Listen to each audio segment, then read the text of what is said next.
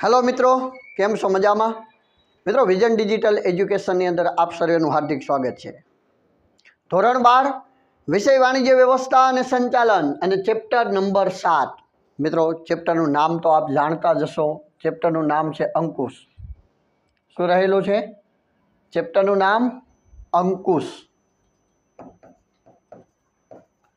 बस आ अंकुश विषे आज आपणे एना जे प्रश्नों आईएमपी है तेनी समझूती मेळववानी छे।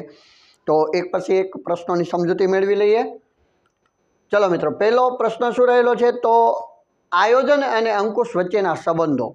परंतु ई पहेला आपणे अंकुशनी थोड़ीक प्रस्तावना भणी लईए अने एनुं महत्व, एना लक्षणों। आम तो मैं तमने कीधेलुं ज छे के जे लक्षणों छे 1 થી 7 चेप्टरना ए मोटा भागना एक सरखा ज लक्षणों आवता होय छे। सतत चालती प्रक्रिया अने हेतुलक्षी प्रवृत्ति, बराबर, ए तमे लखी शको। तो मित्रों, पहला आपणे वात करीए के अंकुश नी व्याख्या तमने आवड़ती होवी जोईए। शुं आवड़ती होवी जोईए? अंकुशनी व्याख्या। अंकुशनी शुं व्याख्या छे तो के आयोजन मुजब कामगीरी थाय छे के नहीं तेना उपर राखवामां आवती देखरेख अने आपवामां आवतुं मार्गदर्शन एटले अंकुश। शुं व्याख्या थाय छे तो के आयोजन मुजब कामगीरी थाय छे के नहीं तेना उपर राखवामां आवती देखरेख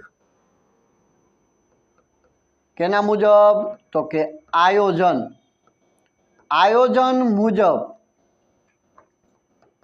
कार्य थाय छे के नहीं तेना पर राखवामां आवती देखरेख अने आपवामां आवतुं मार्गदर्शन एटले अंकुश। आयोजन मुजब कामगीरी थाय छे के नहीं तेना उपर राखवामां आवती देखरेख अने आपवामां आवतुं मार्गदर्शन एटले शुं तो के एटले अंकुश। आ अंकुश जे छे ए अंकुश ने केनी साथे संबंध छे तो के अंकुश जे छे ए अंकुश ने आयोजन साथे संबंध छे। केनी साथे? आयोजन साथे शुं रहेलो छे तो के संबंध छे। अंकुश जे छे ते केवुं कार्य रहेलुं छे तो के अंकुश छे ते सेवटनुं कार्य रहेलुं छे। केवुं कार्य रहेलुं छे तो के सेवटनुं कार्य, अथवा तो तमने एम पण पूछे के अंतिम कार्य कयुं? अंतिम कार्य कयुं रहेलुं छे तो के अंकुश रहेलुं छे। आ अंकुश सेवटनुं कार्य छे तेम छतां पण केवुं कार्य रहेलुं छे तो के रचनात्मक कार्य रहेलुं छे। बराबर, सेवटनुं कार्य, अंतिम कार्य रहेलुं छे। तदुपरांत बात करवामां आवे तो अंकुश केवुं कार्य छे तो के रचनात्मक। मित्रों, रचनात्मक कार्य शा माटे छे तो के रचनात्मक एटला माटे के आया अंकुशनो मतलब रोफ जमावो, रुबाब जमावो, कर्मचारीओने धाक धमकी आपी एवो नथी।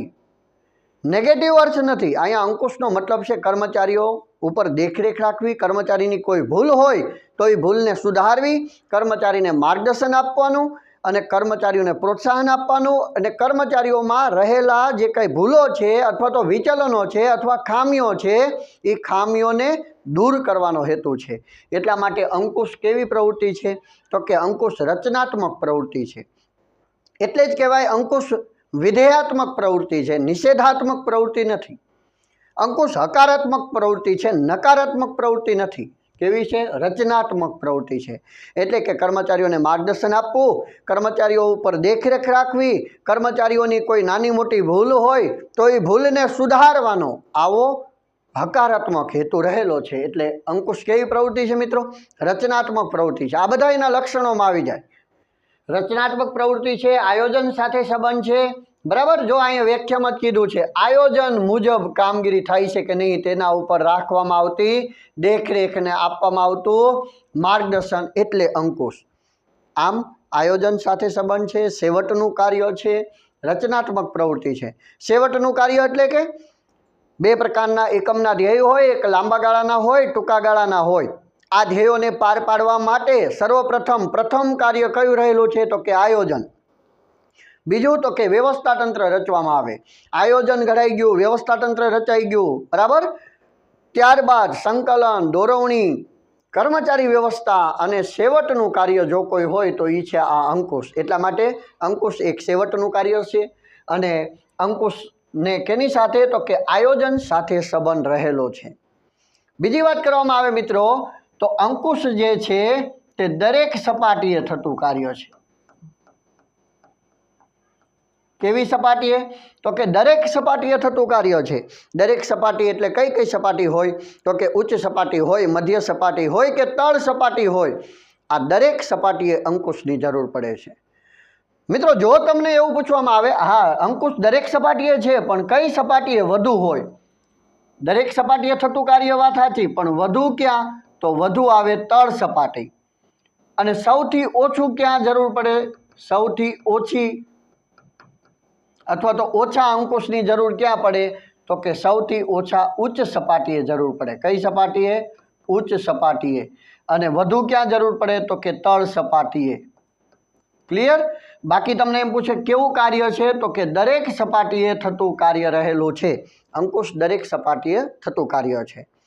આમ રચનાત્મક છે, દરેક સપાટીએ થતું કાર્ય છે, આયોજન સાથે સંબંધ છે, સેવટનું કાર્ય છે, સતત ચાલતી પ્રક્રિયા છે. કેવી છે? સતત ચાલતી પ્રક્રિયા છે. એટલે તમે એ પણ કહી શકો અંકુશ એક કેવી પ્રક્રિયા છે તો અંકુશ સતત ચાલતી, ક્યારેય અટકતી નથી. અંકુશ એક સતત ચાલતી પ્રક્રિયા છે. બરાબર? અને અંકુશ શા માટે તો કે એક હેતુલક્ષી પ્રવૃત્તિ પણ રહેલી છે. હેતુને ધ્યેયને પાર પાડવા માટે, સિદ્ધ કરવા માટે અંકુશનું કાર્ય છે. એટલે અંકુશ હેતુલક્ષી પ્રવૃત્તિ પણ રહેલું છે. આ બધા જે પોઈન્ટ છે તે છે એના લક્ષણોના. કેના રહેલા છે? લક્ષણોના. મહત્વ પણ રહેલું છે. અંકુશના લીધે ધ્યેય સિદ્ધ થાય છે. અંકુશના લીધે શિસ્તનું કાર્ય જળવાય છે. અંકુશના લીધે કર્મચારીઓને સરળતાથી દેખરેખ આપી, માર્ગદર્શન આપી ભૂલોને સુધારી શકાય છે. એટલે કે અંકુશના કારણે વિચલનો દૂર થાય છે. વિચલન એટલે શું? મેં અગાઉ એકવાર તમને સમજાવી દીધેલું છે. ખાસ વિચલન યાદ રાખી લેજો. વિચલન એટલે શું? આવો પ્રશ્ન પૂછાય તો આપણને ખ્યાલ હોવો જોઈએ. શું સમજવું છે આપણે તો કે વિચલન. ચલો વિચલન એટલે શું આવડતું જવું જોઈએ. વિચલન એટલે શું? તો વિચલન એટલે તમને ખ્યાલ હોવો જોઈએ કે નક્કી કરેલા ધોરણો, નક્કી કરેલા ધોરણો, મિત્રો ધોરણો એટલે એક પ્રકારનો માપદંડ. નક્કી કરેલા ધોરણો અને મળેલ પરિણામ. નક્કી કરેલા ધોરણો અને મળેલ પરિણામ આ બંને વચ્ચે શું કરવામાં આવે તો કે બંને વચ્ચે સરખામણી કરવામાં આવે. શું કરવામાં આવે તો કે સરખામણી કરવામાં આવે. આ સરખામણી કરતા જે શું મળે તો કે તફાવત મળે. તફાવત મળે તેને વિચલન તરીકે ઓળખવામાં આવે છે. તો આ હતી વ્યાખ્યા વિચલનની.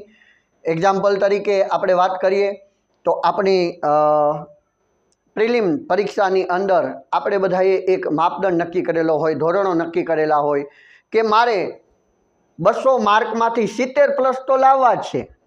અથવા તો તમે નક્કી કરેલું હોય કે મારે 120 માર્ક લાવવા જ છે. 120 માર્ક લાવવા છે. આ તમે શું નક્કી કર્યો? એક માપદંડ નક્કી કર્યો. મળેલું પરિણામ 100 માર્ક મળ્યા. કેટલા મળ્યા? 100 માર્ક. આ બંનેની સરખામણી કરીએ. સરખામણી કરતા એટલે કે 120 ધાર્યા હતા, 120 નક્કી કર્યા હતા, પરિણામ શું મળ્યું? 100. એટલે કે તફાવત રહ્યો. કેટલા માર્કનો તો કે 20 માર્કનો તફાવત રહ્યો. બંનેની સરખામણી કરતા તફાવત 20 માર્કનો રહ્યો. આ તફાવત મળે તેને શું કહેવાય? વિચલન. હજી આપણી એવી કંઈક કચાશ રહી ગઈ છે કે જેના કારણે 20 માર્ક ઓછા મળેલ છે. તો આ વિચલન કહેવાય. શું કહેવાય? વિચલન. તો એ વિચલનોને બીજી વાર શું કરશો? બીજી વાર એવી ભૂલ કરશો ના. બીજી વાર આપણે એવી કાળજી રાખશું કે હજી ક્યાંક તૈયારીમાં કચાશ રહી જાય છે, એ જે ભૂલ રહી જાય છે, કંઈક ખામી રહી ગઈ છે, એને શું કરશું? દૂર કરવાનો પ્રયત્ન કરશું. એટલે કે એ વિચલનો દૂર કરવાનું કામ એકમોની અંદર કોણ કરે છે તો કે અંકુશ કરે છે. અને અહીંયા તમારા પરિણામની વાત તો તમારી જાતે જ કરવું પડશે. આ વિચલનો દૂર કરવામાં કોઈ તમને દેખરેખ કે માર્ગદર્શન આપવા નહીં આવે. હા, સિવાય શિક્ષકો જેની પાસે તમે અભ્યાસ કરતા હશો અથવા તો માર્ગદર્શન મેળવતા હશો એ તમારી ઉપર અંકુશ રાખશે. અથવા માતા પિતા અંકુશ રાખે નહીં 2 કલાક વાંચવા બેસ, બરાબર, ટીવી ઓછી કર, તો કદાચ એ વિચલનો દૂર કરવાનો જ પ્રયત્ન થયો કહેવાય.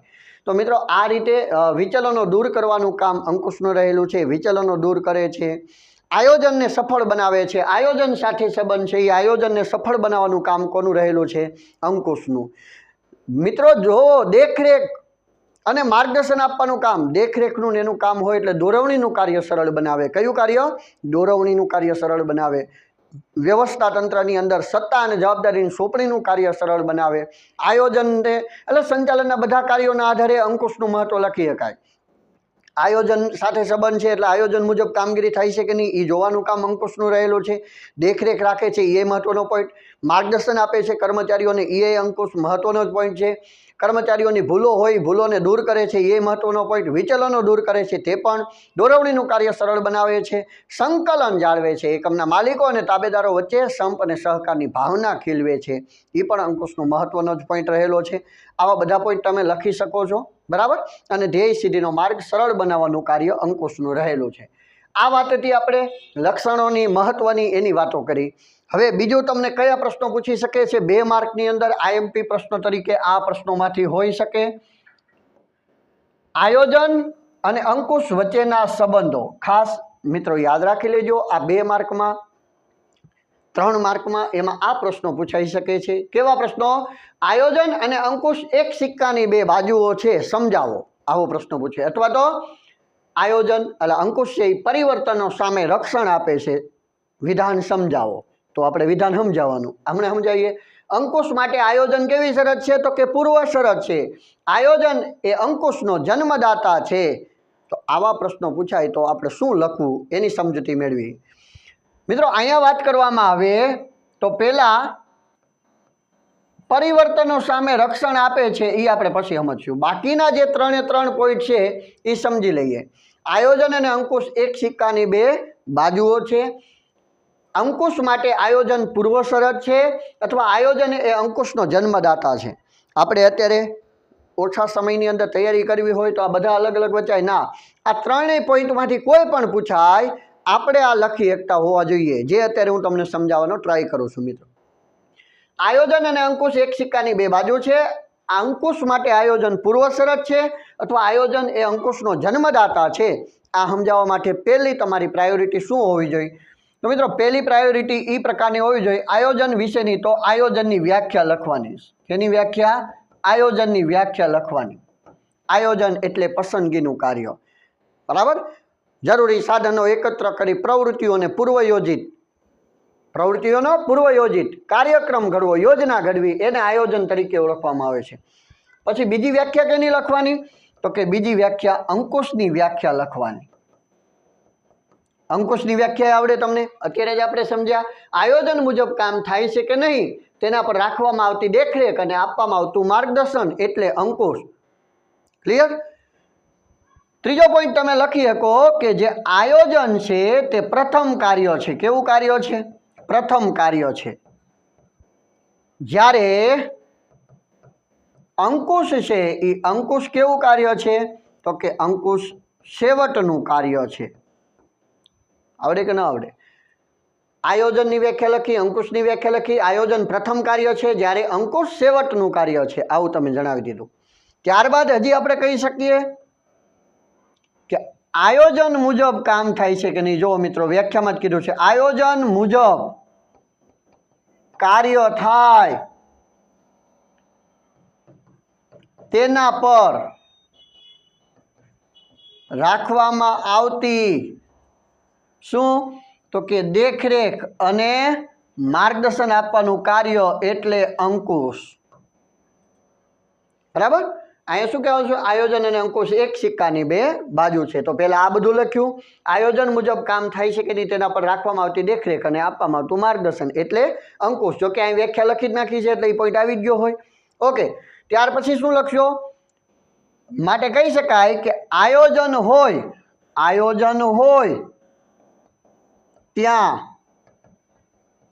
અંકુશ હોય જ. આયોજન હોય ત્યાં અંકુશ હોય જ. અને અંકુશ હોય ત્યાં આયોજન પહેલાથી જ હોય। હજી સમજો મિત્રો, જ્યાં આયોજન હોય ત્યાં અંકુશ હોય જ, અને જ્યાં અંકુશ હોય ત્યાં આયોજન પહેલાથી જ હોય। આયોજન ઘડાયા પછી જ અંકુશનું કાર્ય થાય છે। આયોજન મુજબ કામ થાય છે કે નહીં જોવાનું કામ અંકુશનું છે। આયોજન પ્રથમ કાર્ય છે, જ્યારે અંકુશ છેવટનું કાર્ય છે। આયોજનને સફળ બનાવવા માટે અંકુશ એના ઉપર દેખરેખ રાખે છે, કર્મચારીઓ પર માર્ગદર્શન આપે છે અને કર્મચારીઓને ભૂલોને સુધારવાનું કામ કરે છે। માટે કહી શકાય, છેલ્લે પોઈન્ટમાં આપણે શું કહીશું? માટે કહી શકાય, માટે કહી શકાય કે આયોજન અને અંકુશ એક સિક્કાની બે બાજુઓ છે। ક્લિયર? સમજાઈ ગયું? આયોજનની વ્યાખ્યા લખી, આયોજન એટલે પસંદગીનું કાર્ય। ત્યાર પછી અંકુશની વ્યાખ્યા લખી, અંકુશની વ્યાખ્યા અહીંયા પાછી રિપીટ કરી છે, અથવા તો મિત્રો અહીંયા તમને લખી દીધી છે અંકુશની વ્યાખ્યા। આયોજન મુજબ કામ થાય છે કે નહીં તેના ઉપર રાખવામાં આવતી દેખરેખ અને આપવામાં આવતું માર્ગદર્શન એટલે અંકુશ। અથવા કહી શકો અંકુશની વ્યાખ્યા, પ્રયત્નો અને પરિણામો, સાધનો અને ઉદ્દેશો વચ્ચે સરખામણી કરવાની, પ્રયત્નો અને પરિણામો, સાધનો અને ઉદ્દેશો વચ્ચે સમતુલા સાધવાનું કાર્ય એટલે અંકુશ। કોણે કીધું છે? તો કે પીટર એફ ડ્રકર। બરાબર? તો પ્રયત્નો અને પરિણામો, સાધનો અને ઉદ્દેશો બધાની વચ્ચે શું સાધવાનું? તો કે સંતુલન સાધવાનું કાર્ય એટલે અંકુશ। આવી વ્યાખ્યા કોણે આપી છે? તો કે એ વ્યાખ્યા કોણે કીધી મેં? તો કે પીટર એફ ડ્રકર। બરાબર? પીટર એફ ડ્રકરે કીધું છે કે પ્રયત્નો અને પરિણામો, સાધનો અને ઉદ્દેશો એમની વચ્ચે સમતુલા સાધવાનું કાર્ય એટલે અંકુશ। એ વ્યાખ્યા પણ તમે લખી શકો। ત્યારબાદ કીધું, તમે શું કીધું? આયોજન મુજબ કામ થાય છે કે નહીં જોવાનું કામ અંકુશનું રહેલું છે। આયોજન હોય ત્યાં અંકુશ હોય જ, અંકુશ હોય ત્યાં આયોજન પહેલેથી હોય। માટે કહી શકાય કે આયોજન અને અંકુશ એક સિક્કાની બે બાજુ છે। સેમ વસ્તુ આમાં પણ, અંકુશ માટે આયોજન કેવી શરત છે? તો કે પૂર્વ શરત છે।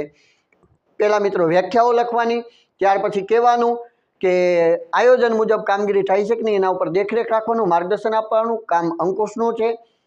આયોજન પ્રથમ કાર્ય છે, જ્યારે અંકુશ છેવટનું કાર્ય છે। આયોજન હોય ત્યાં અંકુશ હોય જ, અંકુશ હોય ત્યાં આયોજન પહેલેથી હોય। માટે કહી શકાય કે અંકુશ માટે આયોજન પૂર્વ શરત છે। જ્યાં સુધી આયોજન ન ઘડાણું હોય ત્યાં સુધી અંકુશ શક્ય નથી, અને અંકુશ ઘડાણું હોય, અંકુશ રાખવામાં આવતું હોય એનો મતલબ પહેલેથી આયોજન હોય જ, એટલે કે અંકુશ માટે આયોજન પૂર્વ શરત છે। ક્લિયર? એવી જ રીતે આમ પૂછે, આયોજન એ અંકુશનો જન્મદાતા છે। સેમ વસ્તુ, પહેલા વ્યાખ્યાઓ લખી નાખો। આયોજન એ સંચાલનનું પ્રથમ કાર્ય છે, જ્યારે અંકુશ એ છેવટનું કાર્ય છે। આયોજન હોય ત્યાં અંકુશ હોય જ, અંકુશ હોય ત્યાં આયોજન પહેલેથી હોય। બરાબર? માટે કહી શકાય કે આયોજન એ અંકુશનો જન્મદાતા છે, એટલે કે આયોજન ઘડાણા પછી જ અંકુશનો જન્મ થાય છે। એટલે કે પ્રથમ કાર્ય આયોજન, છેવટનું કાર્ય અંકુશ। આયોજન મુજબ કામ થાય એના ઉપર દેખરેખ રાખવાનું, માર્ગદર્શન આપવાનું કામ કરે છે। માટે કહી શકાય કે આયોજન એ અંકુશનો જન્મદાતા છે। જ્યાં સુધી આયોજન ન હોય ત્યાં સુધી અંકુશનો જન્મ ન થાય। બરાબર? એટલે આમ આયોજન એ અંકુશનો જન્મદાતા છે। મિત્રો, આ ત્રણે ત્રણ પોઈન્ટમાં આ રીતે જ સમજૂતી આપવાની છે, તમે સમજી ગયા હશો। બરાબર? હા, પણ જો તમને આ પ્રશ્ન પૂછવામાં આવે કે પરિવર્તનો સામે રક્ષણ આપે છે અંકુશ, તો શું યાદ રાખવાનું? તો પરિવર્તનો સામે રક્ષણ આપે છે એની અંદર તમારે યાદ રાખવાનું છે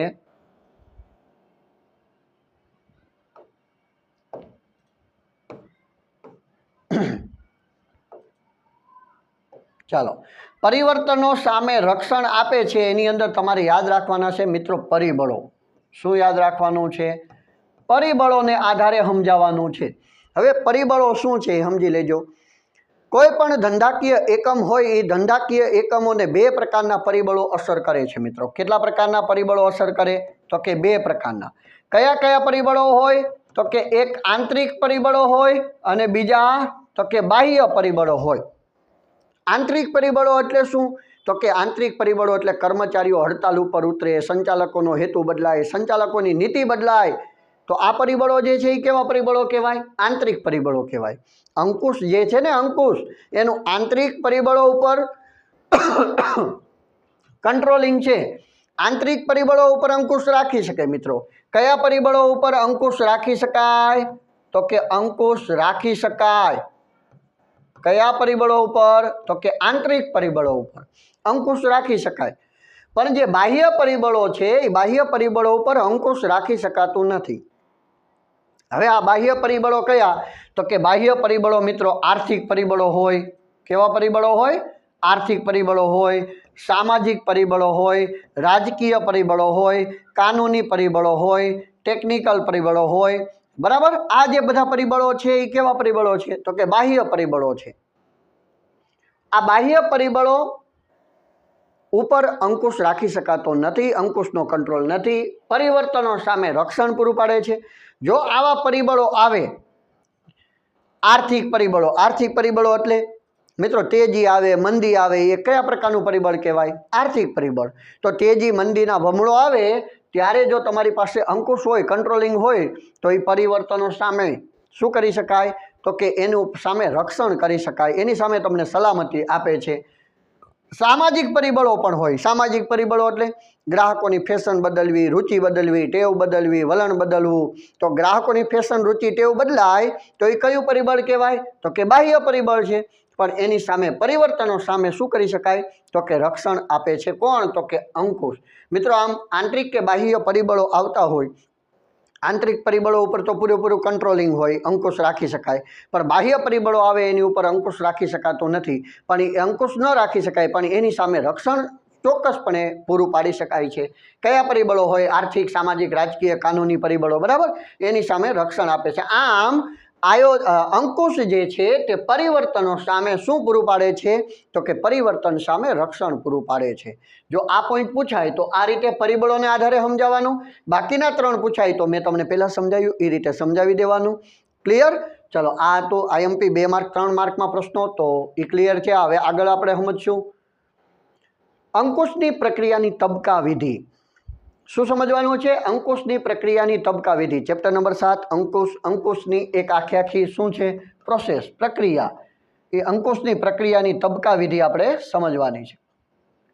પહેલા અંકુશની શું લખી નાખવાની? તો કે વ્યાખ્યા લખી નાખવાની। તમને વ્યાખ્યા સમજાઈ ગઈ હશે કે આયોજન મુજબ કામગીરી થાય છે કે નહીં તેના ઉપર રાખવામાં આવતી દેખરેખ, આપવામાં આવતું માર્ગદર્શન એટલે અંકુશ। અથવા પીટર એફ ડ્રકનની વ્યાખ્યા પ્રયત્નો અને પરિણામો, સાધનો અને ઉદ્દેશો વચ્ચે સમતુલા સાધવાનું કાર્ય। અહીંયા આપણે એ વ્યાખ્યા લખી નાખશું તો શું?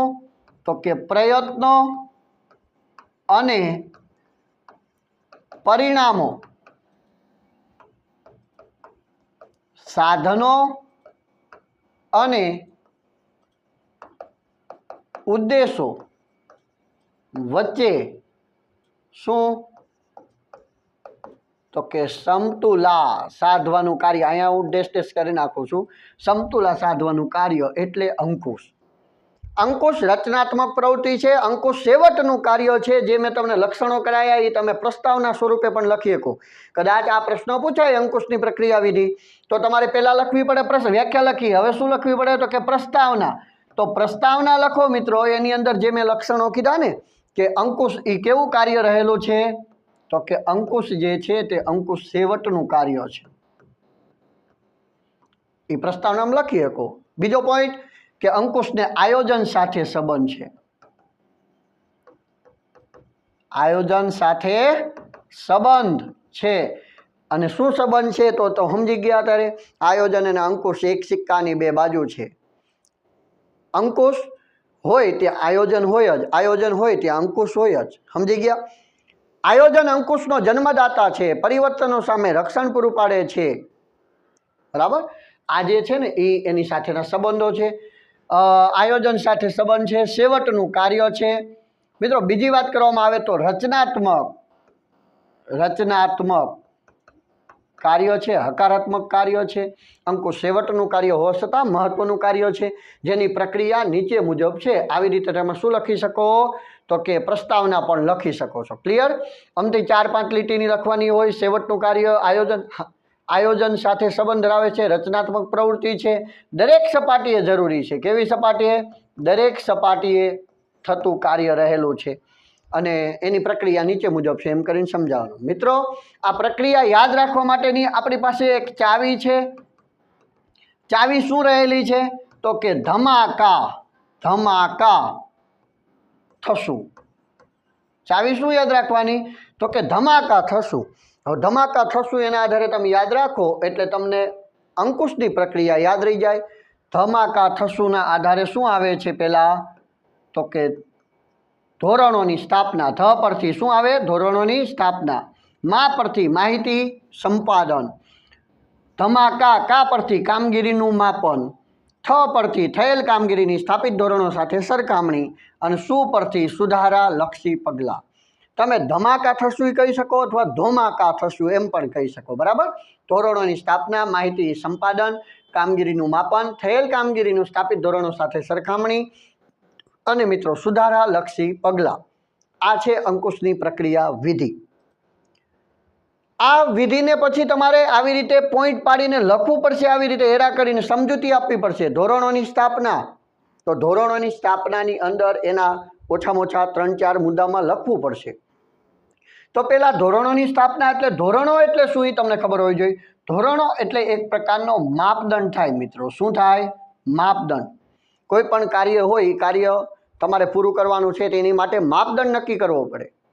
બરાબર. સમયનું માપદંડ હોય, કામનું માપદંડ હોય. તો એક માપદંડ નક્કી કરવામાં આવે છે જેને આપણે ધોરણો તરીકે ઓળખવામાં આવે છે. આ ધોરણોની સ્થાપના કરવી એટલે કે એક માપદંડ નક્કી કરવો. શું નક્કી કરવામાં આવે? માપદંડ નક્કી કરવામાં આવે. આ જે માપદંડ નક્કી કરવામાં આવે છે તે 2 પ્રકારનો હોઈ શકે છે. ધોરણો કેટલા પ્રકારના હોય? 2 પ્રકારના. એક હોય સંખ્યાત્મક અને બીજું હોય ગુણાત્મક. ધોરણોને કેટલા પ્રકારના હોય? સંખ્યાત્મક ધોરણો પણ હોય અને ગુણાત્મક પણ હોય. ધોરણોની સ્થાપના સંખ્યાત્મક એટલે શું? તો કે એક કર્મચારીએ રોજના 10 નંગ હીરા બનાવવા જ. તો આ એક માપદંડ નક્કી કર્યો. એક કર્મચારીએ 10 નંગ હીરા બનાવવા. 10 નંગ તો કયો? 10 નંગ હીરા બનાવવા. તો એ સંખ્યાત્મક થયો. ધોરણો થયા પણ કેવા? સંખ્યાત્મક.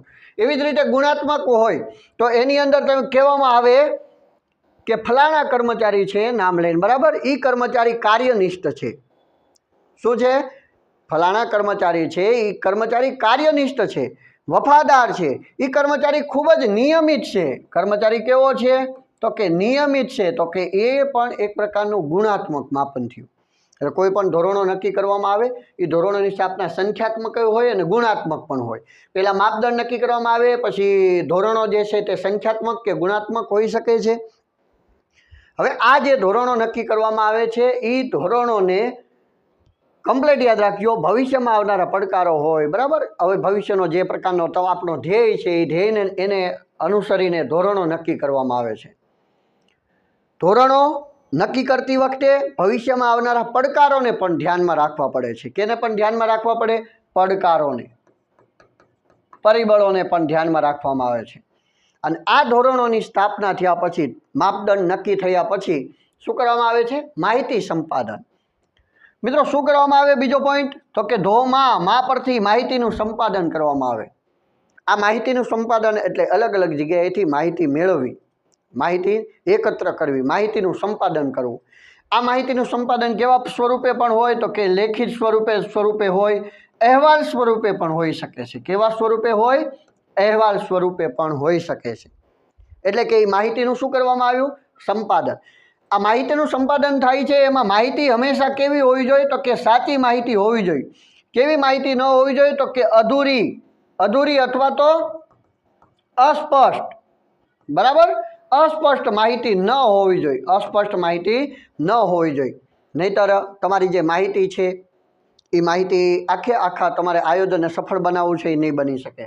માહિતી પૂર્વગ્રહ વાળી ન હોવી જોઈએ, માહિતી અધૂરી ન હોવી જોઈએ, અસ્પષ્ટ ન હોવી જોઈએ.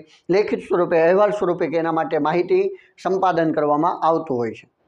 અને માહિતીનું સંપાદન સમયસર થવું જોઈએ. કેવી રીતે થવું જોઈએ? આ બધું તમે લખી શકો. સમયસર થવું જોઈએ. યોગ્ય સમયે માહિતીનું સંપાદન ન થાય તો પણ ન ચાલે. તો અંકુશ તમે ન રાખી શકો. એટલે ધોરણોની સ્થાપના થઈ, માહિતીનું સંપાદન થયું. ત્યાર પછી શું કરવામાં આવે છે?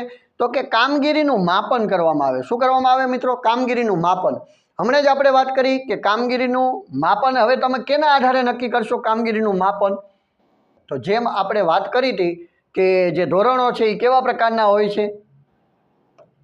તો કે સંખ્યાત્મક અને ગુણાત્મક બંને પ્રકારના હોય. તો આ જે કામગીરીનું માપન છે તે પણ બંને પ્રકાર, કાં તો સંખ્યાત્મક અથવા તો ગુણાત્મક, એ બંને રીતે કામગીરીનું શું કરવામાં આવે? માપન કરવામાં આવે. સમજાણું? જેવા પ્રકારના ધોરણો સંખ્યાત્મક હોય તો સંખ્યાત્મક રીતે એનું માપન કરવામાં આવે, ગુણાત્મક હોય તો ગુણાત્મકના રીતે એનું માપન કરવામાં આવે. પહેલાં ધોરણો નક્કી કર્યા, પછી માહિતીનું સંપાદન કર્યું, પછી કામગીરીનું શું કરવામાં આવે? માપન. કામગીરીનું માપન સંખ્યાત્મક કે ગુણાત્મક બંને રીતે કરવામાં આવે. ત્યારબાદ શું કરવામાં આવે? તો કે થયેલી કામગીરીની સ્થાપિત ધોરણો સાથે સરખામણી કરવાની. શું કરવાનું? થયેલી કામગીરીની સ્થાપિત ધોરણો સાથે શું કરવાની? સરખામણી કરવાની. મિત્રો, ધોરણો પહેલાં નક્કી કર્યા હતા, આ નક્કી કરેલા ધોરણો અને કામગીરીનું માપન કરતાં થયેલી કામગીરી બંને વચ્ચે શું કરવાની? તો કે સરખામણી કરવાની.